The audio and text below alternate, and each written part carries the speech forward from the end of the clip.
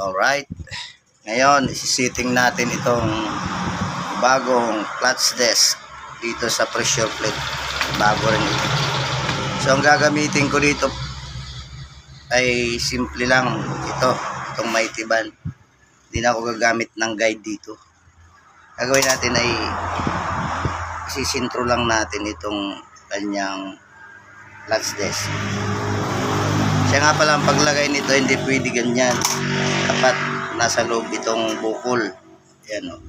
Bukol yan dito. Ito plain. Dapat sa loob. So, ito na. Ditikitan lang natin ito ng Mighty Band. Pero ang gagamitin ko rito Mighty Band, yung original. Kasi may mga local na Mighty Band. So, didikitan natin dito sa kanto. Ayan. Kanto-kanto lang. Bali, 3 kanto yan. Huwag natin pupuruhan kasi baka hindi na yung matanggal. Yan.